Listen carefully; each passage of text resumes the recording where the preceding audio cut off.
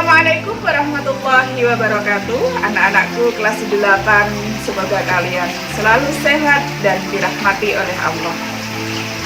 Tanpa terasa kita sudah masuk kepada bagian 2 untuk bab 4 ini, yaitu tentang sholat sunnah yang harus dilaksanakan dengan berjamaah. Anak-anak, sholat sunnah berjamaah adalah sholat sunnah yang harus dikerjakan dengan berjamaah, tidak bisa dikerjakan dengan sendirian. Apa saja sholat sunnah yang harus dikerjakan dengan berjamaah? Antara lain adalah sholat Aidain atau sholat Idul Fitri dan Idul Adha, sholat istisqa yaitu sholat minta hujan, dan sholat kusuf dan khusuf atau sholat gerhana matahari dan gerhana bulan. Nah, anak-anak, selanjutnya kita akan masuk kepada bab sholat Idul Fitri.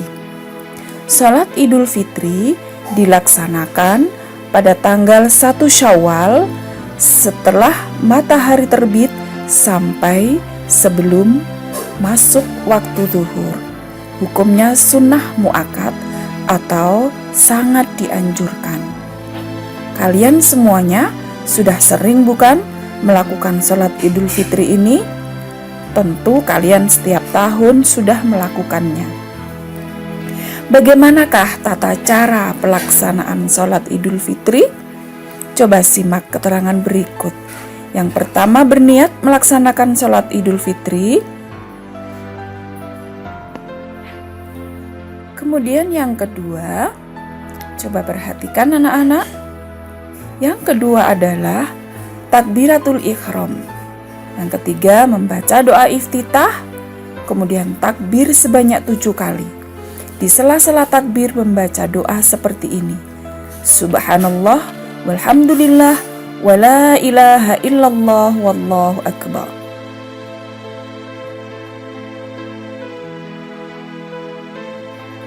Setelah membaca takbir 7 kali, perhatikan anak-anak, kemudian membaca surah Al-Fatihah, dilanjutkan dengan membaca surat selain surat Al-Fatihah.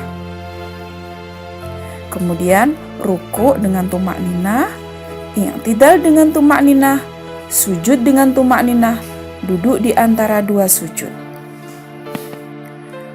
Anak-anak, setelah duduk di antara 2 sujud, kemudian sujud lagi dengan tumakninah, berdiri dan takbir lagi sebanyak 5 kali, membaca surat Al-Fatihah, lalu dilanjutkan dengan surah yang lain. Kemudian rukuk dengan tumakninah, i'tidal dengan tumakninah, lalu kemudian sujud dengan tumakninah, duduk di antara 2 sujud, sujud lagi dengan tumakninah, duduk membaca tahiyat akhir dan salam. Kemudian sholat sunnah berjamaah yang kedua adalah sholat istisqa, yaitu sholat untuk meminta hujan ketika terjadi kemarau panjang. Hukumnya sunnah muakkad. Anak-anak, lalu bagaimana tata cara sholat istisqa? Coba perhatikan. Yang pertama, berniat sholat istisqa. Usolli sunnatal istiqai rok'ataini imaman atau makmuman lillahi ta'ala. Nah, selanjutnya anak-anak, coba kalian perhatikan.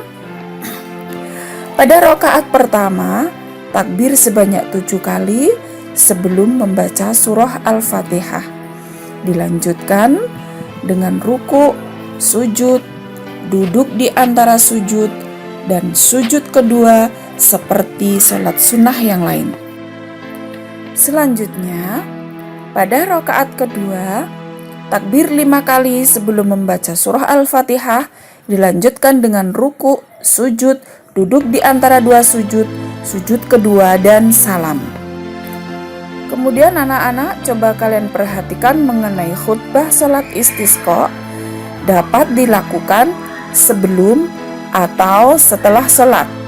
Tapi jumhur ulama berpendapat bahwa khutbah istisqa lebih utama dilakukan setelah sholat.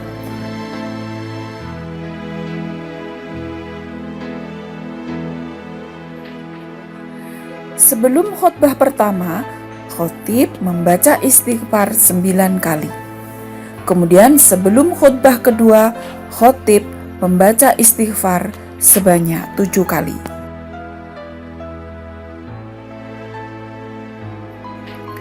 Nah, selanjutnya sholat sunnah berjamaah yang ketiga adalah sholat kusuf, yaitu sholat sunnah yang dilakukan ketika terjadi gerhana matahari. Dan sholat khusuf adalah sholat sunnah yang dilakukan ketika terjadi gerhana bulan. Kemudian anak-anak, sholat sunnah berjamaah yang ketiga adalah sholat kusuf dan khusuf atau gerhana bulan dan gerhana matahari. Tata cara sholat kusuf dan khusuf ini adalah sama, yang berbeda adalah niatnya. Niat sholat kusuf, usolli sunnatal li kusufi syamsi imaman atau makmuman lillahi ta'ala.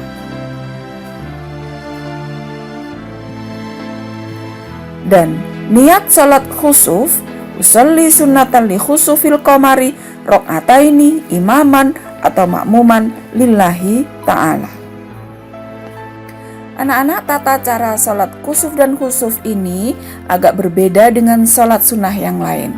Satu, berniat di dalam hati, takbiratul ikhram, membaca doa iftitah, membaca surah Fatihah, membaca surah yang lain yang panjang, kemudian dikeraskan atau jahar. Selanjutnya ruku dengan waktu yang lama, bangkit dari ruku atau iktidal. Setelah iktidal berdiri membaca surah Fatihah dan surah yang lain lagi. Surah yang dibaca saat berdiri yang kedua ini lebih pendek daripada saat berdiri sebelum ruku. Ruku kembali atau ruku kedua yang panjangnya lebih pendek daripada ruku sebelumnya. Kemudian bangkit dari ruku atau iktidal, sujud, lalu duduk di antara dua sujud, kemudian sujud kembali dan bangkit dari sujud, lalu mengerjakan rakaat yang kedua sama seperti rakaat yang pertama dengan bacaan dan gerakan yang lebih singkat. Kemudian tasyahud dan salam. Baik anak-anak, di akhir materi ini Ibu akan memberikan tugas kepada kalian. Sebutkan salah satu sholat sunnah yang pernah kalian lakukan, lalu jelaskan tata caranya.